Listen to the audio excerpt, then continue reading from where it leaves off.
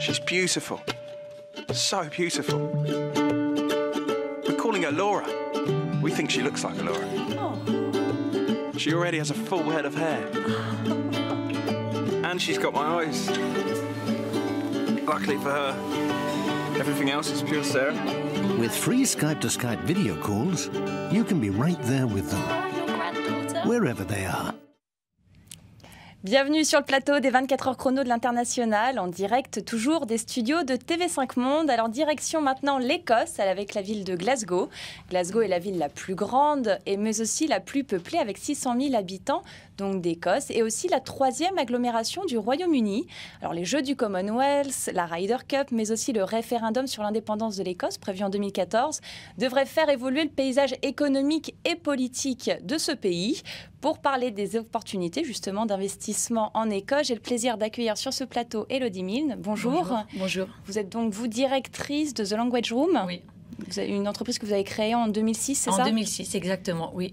Nous proposons donc des services de traduction dans toutes les langues du monde. Et vous faites également de la formation interculturelle? Oui, exactement. Nous faisons également de la formation, principalement en entreprise. D'accord, très bien. Et bonjour, monsieur Hervé Grella. Bonjour. Donc vous êtes directeur marketing du service commercial de l'ambassade de France, de l'ambassade de Grande-Bretagne, pardon, donc en France, à Paris. Et donc vous aidez les entreprises françaises à s'implanter sur le Royaume-Uni. Tout à fait. On est là pour accompagner dans leur développement commercial sur une implantation directe sur le Royaume-Uni. D'accord, très bien. Et nous avons également la chance d'avoir avec nous via Skype monsieur le consul général qui est donc à Glasgow, enfin à Édimbourg plus exactement. Monsieur Coffinier, êtes-vous avec nous? Oui, absolument. Bonjour madame, vous m'entendez bien? Bonsoir, oui, on vous entend très bien. Alors une première question tout de suite, monsieur Coffinier, est-ce que vous pourriez nous faire un état de la présence économique française en Écosse et à Glasgow plus particulièrement, et nous parler un petit peu des secteurs porteurs, des niches de développement pour les PME françaises dans ce pays, s'il vous plaît? Très bien, écoutez, bien volontiers. Bien, l'économie française est représentée en Écosse d'abord par des grandes entreprises. Vous avez de nombreux grands groupes français, à commencer par Total, qui est le deuxième contributeur du Royaume-Uni après BP. Mais nous avons également Michelin, qui est une grande implantation à Dundee, Technip, Alstom, Veolia, Capgemini et également Pernod Ricard, qui a investi il y a quelques années dans les whiskies écossais. Voilà, les secteurs porteurs en Écosse actuellement, et bien d'abord le secteur des hydrocarbures, donc bien sûr Total, Technip, Eurocopter sont implantés à Aberdeen. Le secteur de l'ingénierie de haute technologie, nous avons Thales, qui est très implanté à Glasgow. Et il y a... allô? Oui, monsieur Coffinier, on vous entend toujours très bien. Voilà, donc Thales a une grande implantation à Glasgow et emploie aux alentours de 800 employés dans son usine d'Optronic à Glasgow. Voilà, vous avez également Capgemini et dernièrement Chanel même a racheté une entreprise écossaise de Cachemire, implantée dans les Borders, c'est-à-dire au sud de l'Écosse. Voilà. Nous avons aux alentours de 10 000 Français établis en Écosse. La moitié environ sont enregistrés au consulat. Les secteurs les plus porteurs, pour répondre à votre question, eh bien, les hydrocarbures, les énergies donc classiques sont recrutent toujours beaucoup. Le secteur se porte bien à Aberdeen, mais également les énergies renouvelables, puisque le vent, les énergies éoliennes sont créatrices d'emplois actuellement en Écosse. Également les énergies marines. Nous avons notamment Technip, Alstom, Areva, EDF Énergie et même Total qui investissent dans ces secteurs actuellement en Écosse. Très bien, merci beaucoup monsieur Coffinier. Alors Elodie Milne, vous n'êtes pas justement une grosse entreprise comme monsieur le consul nous parlait de Technip, Areva, etc. Et vous êtes donc une PME, vous avez combien de salariés? On a 3 salariés, oui. Et on emploie 250 freelance, donc selon nos besoins. D'accord, pour la traduction. Pour la traduction et pour également la formation, parce que c'est vrai que la formation elle se fait en français, mais également dans d'autres langues. D'accord. Au niveau de l'attractivité de l'Écosse, justement, pourquoi vous avez fait ce choix d'implantation? Pourquoi en Écosse? Alors, l'Écosse est très, très conviviale. C'est vrai que je pense qu'au départ, j'ai été attirée par son dynamisme, par les paysages également. Les gens sont très accueillants. C'est vrai que le Old Alliance, la vieille alliance quand même entre les Français et les Écossais opère toujours sa magie. Donc c'est vrai que c'est très agréable d'arriver en tant que Français. On est vraiment accueillis à bras ouverts. Et puis c'est vrai que s'implanter en Écosse, créer une entreprise, ça prend, je dirais, 2 jours à 2 semaines. Alors justement, Monsieur Grella, au niveau des formalités administratives, juridiques, est-ce que s'implanter en Écosse, c'est la même chose que s'implanter au Royaume-Uni? Comment est-ce que vous conseillez les entreprises françaises? Alors nous, au sein de l'ambassade de Grande-Bretagne, on est là vraiment effectivement pour accompagner les entreprises étrangères et françaises en particulier sur leur développement, surtout au Royaume-Uni et sur l'Écosse. On les aide à trouver des locaux, à créer leur société. Donc ça se fait extrêmement rapidement, comme vous le disiez. On peut le faire même en une journée. On peut créer sa société en ligne sur Internet. On peut le faire sur les formalités classiques. Ça peut se faire en 24 heures, mais ça peut se faire extrêmement rapidement. Et nos conseils, c'est vraiment de bien se faire entourer, de manière à avoir les bons conseils, les bonnes personnes qui puissent vous donner les bonnes informations, de manière à accéder rapidement sur le marché. Aujourd'hui, dans quel secteur est-ce que vous conseillez les entreprises françaises? Dans quel secteur vous leur conseillez de s'implanter justement sur le Royaume-Uni et surtout sur l'Écosse? Alors, sur le Royaume-Uni, il y a 3-4 secteurs qui sont extrêmement attractifs. Le domaine des logiciels, le domaine des technologies de l'information et de la communication, et puis ensuite tout ce qui est services financiers au sens large du terme. Donc ça, c'est des secteurs qui sont extrêmement porteurs. Ensuite, on a d'autres secteurs comme tout ce qui est biotechnologie, sciences de la vie, qu'on accompagne très régulièrement. Mais les 2-3 secteurs vraiment sur lesquels on a beaucoup de projets, c'est vraiment sur tout ce qui est logiciel, e-business également.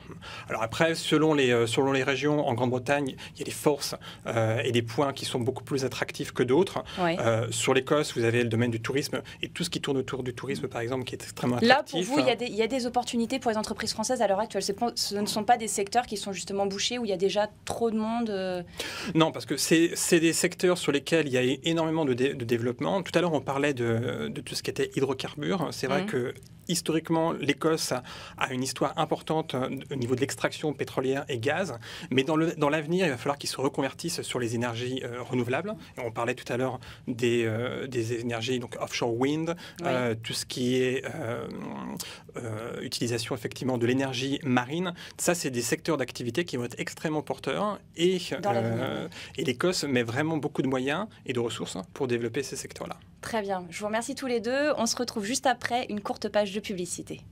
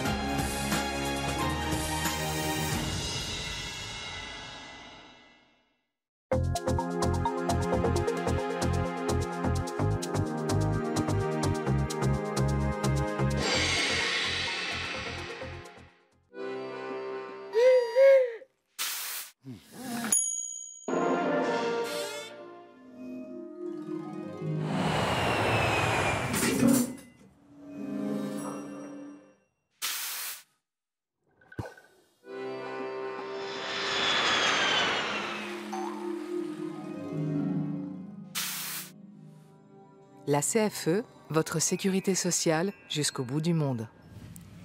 De retour sur le plateau des 24 heures chrono de l'International. Donc pour parler de l'Écosse et de Glasgow, Jérémy Stubbs, bonjour. Vous nous avez rejoint sur ce plateau pour parler des différences interculturelles qui existent entre justement Écossais et Français, mais aussi peut-être entre Écossais et Anglais. Oui. Vous êtes donc consultant en interculturel et vous travaillez pour Berlitz. Exactement, et je suis aussi universitaire à l'Université de Londres. D'accord, très bien. Alors tout à l'heure, Élodie Mine, vous nous disiez donc que vous aviez plusieurs employés, donc d'ailleurs pas à Glasgow même, puisque vous êtes situé entre Glasgow et Édimbourg, c'est bien ça. Oui, tout à fait. Comment est-ce que ça se passe dans le management? J'imagine que cette équipe est multiculturelle. Tout à fait, oui. Peut-être pas que des Écossais. Non, on a des Écossais, des Anglais, et puis on a également des Espagnols, des Français, des Italiens, etc.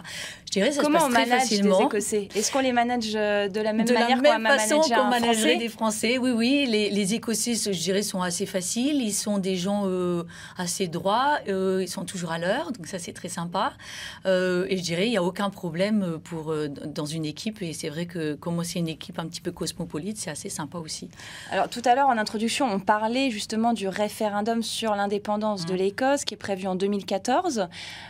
Quel est un peu le pouls de la population, vous qui êtes basé justement en Écosse? Est-ce que ça attise peut-être les tensions entre Écossais et Anglais? Je ne sais pas s'il y en a vraiment des tensions, en fait. On entend ça dans les médias, mais finalement, dans la vie de tous les jours, la majorité des familles sont aussi bien anglaises que écossaises. La grand-mère est anglaise, le père est écossais. Donc, en fait, on en entend beaucoup parler dans les médias, mais finalement, dans la vie de tous les jours, Écossais et Anglais vivent ensemble, aussi bien en Écosse qu'en Angleterre, sans friction et sans tension. Donc, c'est ça qui étonne un peu dans cette indépendance, je trouve. Alors, Jérémy Stubbs, justement, vous faites des formations interculturelles, vous préparez les Français, finalement, pour qu'ils s'intègrent le mieux possible lorsqu'ils partent en expatriation. Quelles sont les différences? Sur quel point vous les conseillez, vous les mettez en garde? Eh bien, dans une grande mesure, comme nous venons de l'entendre, l'Écosse, culturellement, ressemble beaucoup à l'Angleterre d'un point de vue français, en quelque sorte. Il y a bien sûr, comme vous l'avez dit, des différences entre l'Angleterre et l'Écosse. Mais en général, entre le Royaume-Uni et la France, les différences principales sont d'abord dans la communication. La communication, là-bas, pour la plupart, c'est encore plus indirect, comme on dit. C'est-à-dire qu'on essaie d'éviter les conflits explicites dans les échanges. Donc, direct, ce serait si je vous disais « Mais Magali, qu'est-ce que c'est que cette émission? C'est un bordel, quoi !» Tandis que là, ce serait une façon plutôt de dire « À mon avis, après mûre réflexion, je me demande s'il n'y aurait pas une autre façon encore meilleure. » Très démagogue. Très poli, peut-être. C'est une façon de ne pas rendre le conflit explicite. Le message pour l'interlocuteur est exactement le même que quand je dis « c'est un bordel ». C'est compris. Mais comme ce n'est pas explicite, on ne va pas rentrer dans une sorte de surenchère. Exactement. Oui. On minimise. Le français qui est justement toujours un peu ce... Bon, c'est peut-être aussi une façon de... Je ne sais pas, c'est peut-être un stéréotype, mais le français a quand même... tendance à, quand il faut dire les choses, il faut les dire. Oui. Donc, est-ce que ça, par exemple, les Écossais ou les Anglais peuvent en prendre ombrage? Ça peut arriver. Peut-être qu'il faut être un peu plus pédagogue dans sa façon d'expliquer les choses. Exactement, ça peut arriver. En même temps, la France est un pays assez indirect aussi, comparé, par exemple, aux Australiens, aux Canadiens, aux Américains. Donc, on est sur une échelle de valeur. Mais il faut quand même situer les choses. Quand même, à Glasgow, ils sont un peu plus directs. C'est une ancienne ville ouvrière, une grande population, beaucoup d'immigrés. Donc là, il y a une culture beaucoup plus directe. Il y aurait une différence entre le nord et le sud de l'Écosse? Entre le nord et le sud, et entre le sud-ouest et l'est aussi. Il faut dire que le caractère, là on est un peu dans la caricature, mais la caricature n'est pas absolument sans rapport avec la réalité. Le mot en anglais qu'on utilise pour qualifier les Écossais, c'est « dour », qu'ils prononcent « dur », qui veut dire un peu taciturne, un peu réservé. Donc les gens typiques de l'Écosse sont un peu comme ça. Mais les Glaswegians, c'est plutôt le contraire. Donc, il n'y a pas de généralité là. D'autres aspects, quand même, du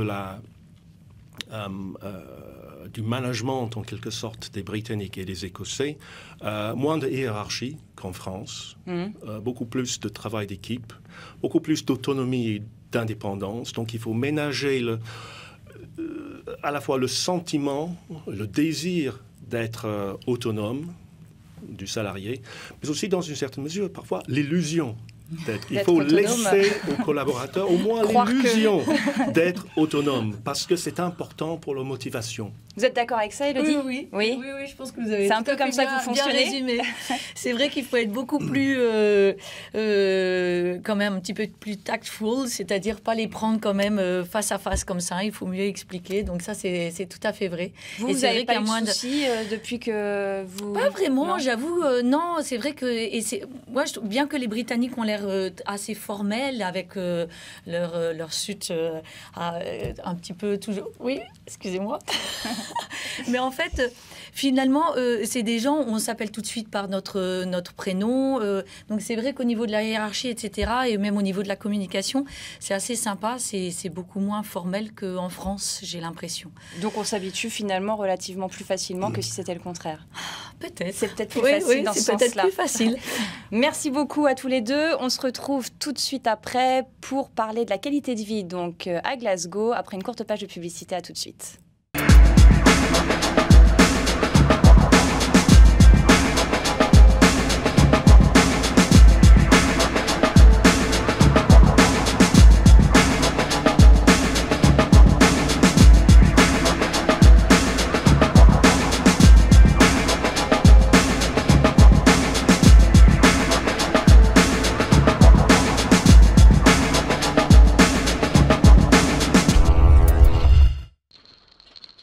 Ne confiez pas l'encaissement de vos impayés à n'importe qui. France Créance est là pour votre recouvrement amiable et judiciaire en France et à l'international.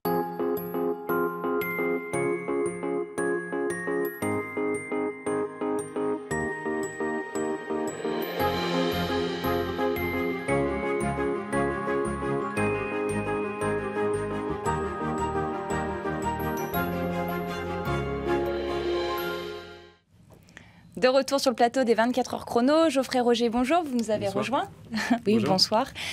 Donc vous avez vécu à Glasgow, c'est ça? Voilà, vous venez juste d'en revenir pendant 8 ans. Voilà. Pourquoi Glasgow? Pourquoi Glasgow Travailler à l'université, hein, voilà, c'est ça? C'est ça, ouais. En fait, j'avais commencé à faire des études en France et puis il y avait un partenariat entre mon université et puis l'université de Glasgow à l'époque où ils s'échangeaient des lecteurs, et voilà, je suis arrivé à Glasgow comme ça. De toute façon, j'avais très envie d'y aller, je suis breton, et puis voilà, l'Écosse, pour moi, c'était un petit peu un paradis à explorer, et puis voilà, ça m'a beaucoup plu. Et vous êtes resté 8 ans. Voilà, j'y suis resté 8 ans, oui. On va retrouver tout de suite le consul général de France, donc à Édimbourg, monsieur le consul, vous êtes avec nous toujours? Oui, absolument, vous voyez bien? Oui, très bien, monsieur le consul. On voulait savoir justement combien de Français avaient élu domicile à Glasgow et en Écosse, et surtout quel était le profil de ces Français. Est-ce qu'il y a un profil particulier de Français? Eh bien, c'est un petit peu difficile. Bon, le nombre de Français à Glasgow, je dirais aux alentours de 2000. Beaucoup sont mariés avec des Écossais. Beaucoup ont fait des études en Écosse. Nous avons actuellement aux alentours de 1900 étudiants français en Écosse, qui sont d'ailleurs très, très, très heureux. Voilà, d'une manière générale, ils sont très bien implantés et se plaisent en Écosse du fait de la francophilie que l'on sent en Écosse beaucoup, comme l'a dit mon amie que je connais bien, Madame Mill, que vous avez sur le plateau. Voilà, je voulais intervenir également pour vous dire à quel point l'expérience britannique, l'expérience écossaise est importante également dans un CV, en France pour retrouver du travail quand on revient. Parce que c'est bien de s'expatrier, mais beaucoup de Français rentrent également ensuite en France pour faire bénéficier l'économie française de l'expérience acquise à l'étranger, où bien sûr en Écosse ils perfectionnent leur anglais, ils se sont confrontés à une autre culture, une culture professionnelle avec beaucoup de rigueur. On est toujours à l'heure, comme disaient les autres intervenants sur le plateau. Donc c'est une expérience riche qui est vraiment très monnayable ensuite en France quand on revient retravailler chez nous. Voilà ce que je veux. Très bien. Merci beaucoup, Monsieur Coffinier. Tout de suite, on va écouter Olivier Cadic, qui est lui conseiller élu de l'UFE. Et donc, il nous fait un état aussi de la population française à Glasgow. On l'écoute. Il y a 120 000 Français établis officiellement au Royaume-Uni. On estime à peu près leur nombre entre 350 et 400 000. 3 non-inscrits pour 1 inscrit, à peu près. Et il y a effectivement 500 inscrits à Glasgow, donc ça vous donne un ordre d'idée, 500 sur 120 000, ça fait une toute petite communauté. Généralement, ceux qui essayent souvent apprécient et y restent. Donc ceux qui essayent souvent apprécient et y restent, donc ça a été effectivement votre cas. Qu'est-ce que vous appréciez en Écosse Qu'est-ce qui est vraiment agréable en Écosse, Élodie? Moi, j'aime en fait leur côté assez détendu. C'est vrai que la qualité de vie est vraiment bonne. Il y a très peu de stress. Enfin, je pense que ça dépend évidemment des métiers qu'on fait, etc. On est à 2 minutes de paysage exceptionnel. Les Écossais sont accueillants. Donc c'est vrai que c'est une... Vous avez rencontré des Français Oui, Est-ce que vous avez l'impression que les Français ont tous un objectif commun peut-être ou... d'être peut-être un peu tranquille aussi, justement. Enfin, je sais pas, l'Écosse, c'est un peu aussi la Bretagne, grandeur nature, tout à fait. Les paysages quand même assez... Il y a peut-être un peu de ça, c'est vrai que... assez brut. Oui, puis c'est vrai qu'en tant qu'expatriés, on se retrouve, il y a un côté un petit peu... On a une petite fratrie, en général, d'expatriés. C'est un côté assez sympa aussi d'être... Je veux dire, en Écosse, on part pas pour le beau temps, on part pas pour le coût de la vie. C'est quand même très très beau, quoi. C'est des, je veux dire, enfin moi c'est les plus beaux paysages que j'ai pu voir partout où je suis allé. J'ai pas énormément voyagé, mais c'est vraiment c'est quand même c'est très impressionnant. Et donc il y a ça, quoi. Et voilà. Et puis il y a cette chaleur humaine qu'on a du mal à trouver en France, à mon avis, de nos jours, qu'on a peut-être un petit peu perdu. Ça rappelle un peu. Moi, j'avais passé un peu de temps au Québec. Ça rappelle un peu l'ambiance qu'il y a au Québec, quoi. Les Québécois qui sont chaleureux, ouais. Voilà, chaleureux, franc-parler. Une intégration finalement qui est plutôt assez rapide. Oui, facile. C'est vraiment pas, c'est pas douloureux, quoi. On est très très bien accueillis, c'est vrai. Donc Cédric Moreau réside également à Glasgow et il nous parle de la qualité de vie. On l'écoute. La qualité de la vie à Glasgow est vraiment très bonne, je pense. J'y vis depuis plus de 20 ans maintenant, donc il doit bien y avoir une raison. Il y a une vie culturelle, une scène musicale, un environnement qui est très très agréable. Je pense que Glasgow, en fait, a tous les atouts d'une grande ville. On y trouve une vie culturelle de grande ville, mais elle n'est pas si grande que ça, ce qui fait qu'on peut sortir de la ville très rapidement et se retrouver dans un parc national à 1 heure de Glasgow, le parc national du Loch Lomond et des Trossachs. Et si on va un petit peu plus loin, on se retrouve en montagne, à Glencoe par exemple, dans un environnement pratiquement sauvage. Donc une grande ville aux portes d'une nature presque sauvage. Donc une qualité de vie, là, c'est sûr, indéniable. Culturellement, qu'est-ce qu'on fait à Glasgow? Vous, Élodie, vous habitez justement entre Édimbourg et Glasgow, donc j'imagine une petite ville, c'est ça? Toute petite, donc c'est vrai que nous, on a tendance soit à aller à Glasgow, soit à aller à Édimbourg pour sortir. À Glasgow, qu'est-ce qu'on fait? Un peu de tout, opéra, danse, théâtre, super restaurant. Ouais, on sort beaucoup. Voilà. Je crois qu'il y a un festival de musique d'ailleurs en ce moment même, non? C'est ça, oui, ça vient de commencer, Celtic qui est très connu. Je vais aller y jouer moi-même le week-end prochain. Vous jouez quel instrument? Je chante et je joue du boran, qui est une percussion irlandaise, mais je ne vais pas faire de publicité. Mais il y a beaucoup de festivals. Il y a un festival de jazz, il y a les Celtic Connections. J'avais lu il n'y a pas très longtemps qu'en moyenne, il y a 70 concerts par jour à Glasgow. Dans les différents pubs Oui, bien sûr. Voilà. Donc effectivement, il y a une activité musicale qui est absolument intense. Moi, je m'y suis beaucoup intéressé. Je n'ai pas cherché à aller beaucoup plus loin, voir ce qui se passait au niveau de la musique classique ou du théâtre ou de l'opéra, etc. Mais je pense qu'il y en a vraiment pour tous les goûts. Et puis, voilà, c'est extrêmement, extrêmement dynamique. Il y a beaucoup de grands groupes très connus qui viennent de Glasgow, que vous connaissez certainement. Vous avez certainement dansé sur ces groupes-là à un moment ou à un autre. Lesquels? Simple Minds, je sais pas de quelle génération exactement vous êtes, mais Simple Minds, Texas, Eurythmics, la chanteuse de Eurythmics et d'Aberdeen. Voilà, une scène culturelle intéressante. Concernant les Jeux du Commonwealth qui vont se passer en 2014, est-ce que ça a fait évoluer un petit peu l'architecture de la ville au niveau des infrastructures? Non, est-ce que vous avez pas l'impression? Non, vous n'avez pas l'impression? On nous avait promis une extension du métro, mais finalement ça a été abandonné. Il devait y avoir une liaison en train entre le Glasgow International Airport et puis le centre-ville, et puis ça s'est pas fait non plus, donc je sais pas. Ah mince. Pas beaucoup d'amélioration finalement, non? J'ai pas vu, mais pas qu'il y ait vraiment besoin. Enfin, si le métro, ce serait bien de l'ouvrir un petit peu davantage, forcément. Mais... au niveau des transports, comment ça se passe? C'est facile de circuler à Glasgow? C'est facile. C'est une ville qui est petite de toute façon, donc on peut marcher très facilement, on peut faire du vélo, on peut... c'est plutôt l'est de la ville qui est assez mal desservi parce que le métro passe pas du tout dans l'est et il y a quand même beaucoup de personnes qui habitent dans l'est mais qui sont vraiment enclavées et c'est là où il y a l'espérance de vie la plus basse de tout le Royaume-Uni pour les hommes notamment. Il y a un quartier Easterhouse où l'espérance de vie c'est une 50aine d'années pour les hommes. Voilà, ça c'est les quartiers un peu plus chauds, on va dire, de Glasgow. La page de Glasgow qu'on veut pas, à laquelle qu'on veut pas regarder. Mais voilà, ça existe. Et c'est des gens qui sortent pas beaucoup de leur quartier, mais qui ont une existence assez rude, on va dire. Alors justement, on va en parler tout de suite après. On va écouter Shona Miller qui nous parle des différents quartiers et puis du coût des logements à Glasgow. On l'écoute. J'habite dans le West End de Glasgow depuis maintenant 2 ans environ. Un appartement avec 2 chambres me coûte à peu près 500 livres par mois. J'habite avec mon compagnon. Nous n'avons jamais eu vraiment de difficulté à trouver un appartement, je dirais. Il y a plusieurs agences qui sont disponibles. Pour ce qui est de pouvoir organiser des visites non plus, pas de problème. Généralement, les agences ont besoin d'une caution d'1 mois de loyer ainsi que 100 livres. Ils vérifient également votre situation financière, donc avec vos employeurs, etc., pour savoir si vous êtes en mesure de louer un appartement. Mais je n'ai jamais eu de problème pour pouvoir trouver un appartement. J'ai également habité dans le centre-ville de Glasgow, le quartier qui s'appelle Merchant City, un quartier très sympathique avec beaucoup de bars, des petites boutiques, etc. Pareil à peu près pour le loyer avec un 2 chambres, environ 500 livres. Donc, de retour sur ce plateau, Philippe Miro, bonjour, vous nous avez rejoint. Bonjour. Donc, vous êtes directeur de Team Relocation. Absolument. Et donc, vous aidez les Français finalement à aller s'implanter dans différentes régions, et notamment en Écosse et à Glasgow. Tout à fait. Quels sont les quartiers, vous, que vous leur recommandez ? Alors, bien évidemment, l'implantation est souvent liée à le fait qu'on ait ou qu'on n'ait pas des enfants. Oui, bien sûr. Mais le plus souvent, on retrouve les expatriés s'installant sur le West End de Glasgow, dans le quartier des universités en règle générale.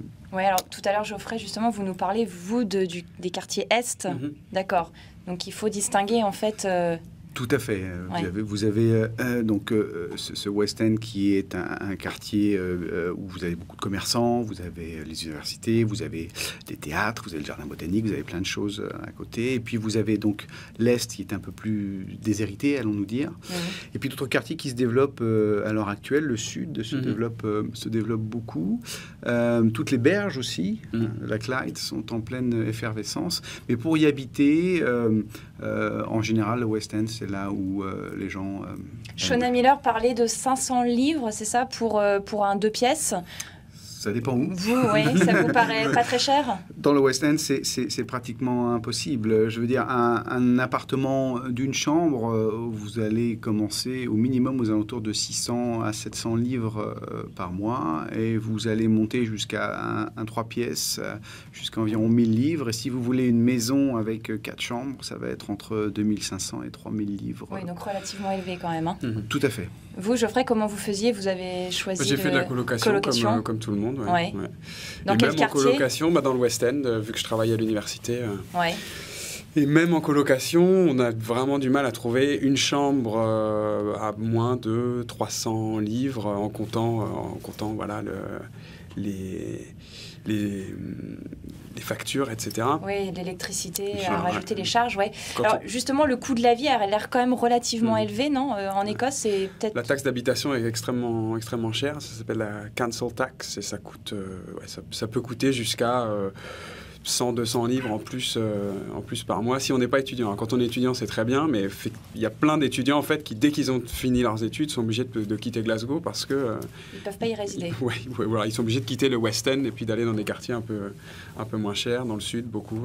D'accord. On va s'enterrer dans le Sud. Glasgow et Édimbourg, est-ce qu'il y a des différences ? Est-ce que Glasgow est encore plus cher qu'Édimbourg, ou finalement, ce sont des villes qui se valent ? Non, je dirais qu'Édimbourg est encore plus cher. Ouais.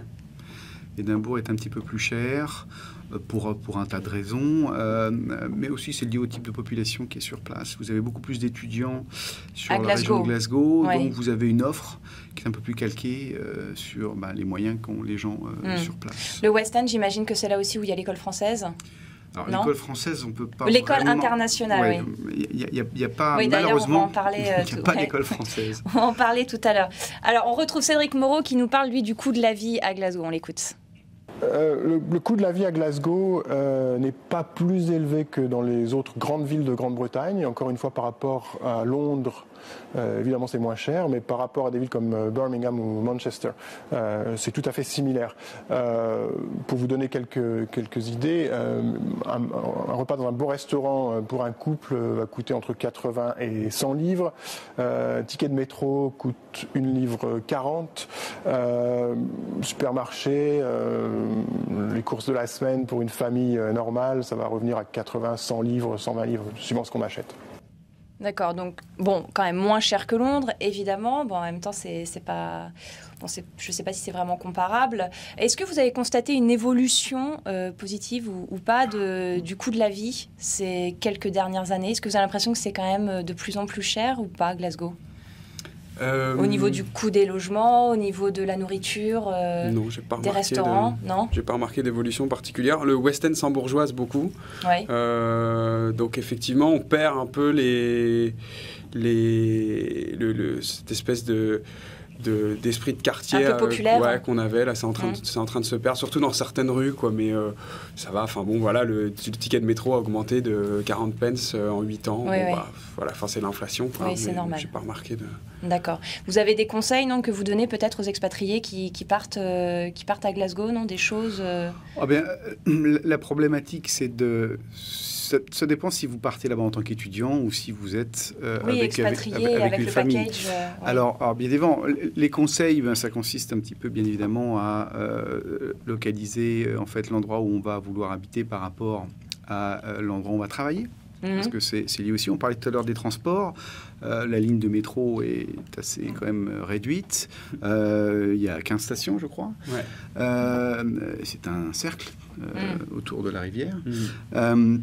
Et puis, alors évidemment, vous avez un système ferroviaire urbain qui est quand même assez développé, qui permet d'aller d'un point à un autre, mais il y a certaines zones qui sont d'un accès un peu plus compliqué. Alors même si la ville est petite, tout dépend de l'endroit où vous travaillez. Mais encore une fois, on est souvent ramené par la scolarité. Oui, alors justement, un petit point rapide sur la scolarité. Il n'y a pas d'école française, c'est ça, à Glasgow. Il y en a une à Édimbourg, mais pas à Glasgow. En tant que telle, il n'y a pas de véritable école française. Alors l'Alliance française sur place, par contre...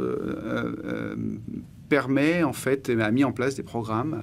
Alors, il y en a un qui est le samedi matin, et il y en a un autre qui est Buissonnière, c'est ça l'école Buissonnière le samedi matin, et il y en a un autre qui s'adresse aux enfants plus petits, qui est le mercredi. Et pour permettre, en fait, de continuer à parler français régulièrement. Alors, c'est ouvert à tous. Il n'y a pas que des Français, il y a aussi des Écossais qui veulent pratiquer la langue. On parlait tout à l'heure de l'amitié franco-écossaise qui ne se dément pas. Et c'est vrai que les Écossais sont très francophiles, donc ils adhèrent à ces classes. Mais c'est malheureusement, pour l'instant, et on parlait du nombre de Français aussi sur place qui est relativement limité. Oui. En plus, il y a beaucoup d'étudiants. Il y a beaucoup d'étudiants, donc les étudiants, par essence, n'ont pas besoin d'école pour des enfants qui n'ont pas encore. C'est peut-être pas une population très adaptée pour développer une école française. Voilà. Alors justement, monsieur le consul, j'imagine que vous êtes encore avec nous via Skype. Est-ce que vous auriez un petit mot de conclusion, peut-être ? Eh bien, oui, que l'Écosse est comme la France, tournée à la fois vers la culture. Toutes les industries culturelles sont très développées en Écosse. Ce sont des gens qui aiment ça, la musique, le théâtre, la danse, l'opéra, et vers les nouvelles technologies. Et à cet égard, donc, ils sont proches des Français qui ont les mêmes appétences. Donc, je souligne à nouveau la richesse d'une expérience écossaise dans un parcours professionnel français. Voilà, merci beaucoup. Très bien. Merci beaucoup, monsieur le consul général, d'avoir été avec nous durant toute cette émission. Merci beaucoup à tous nos intervenants également pour vos témoignages. Tout de suite, direction l'Amérique du Sud avec la découverte de Mexico à 19h en compagnie de Sandrine Chauvet. Au revoir.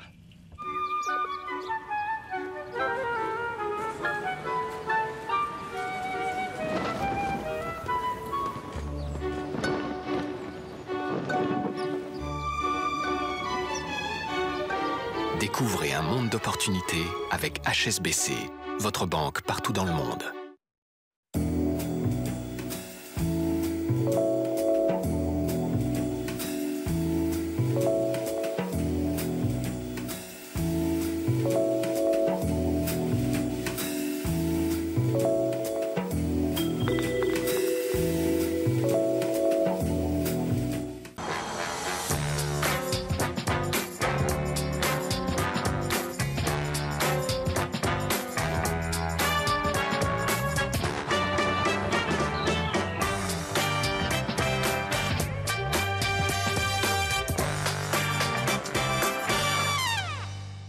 Expatriés, exportateurs, DRH, votre télé enfin sur le net.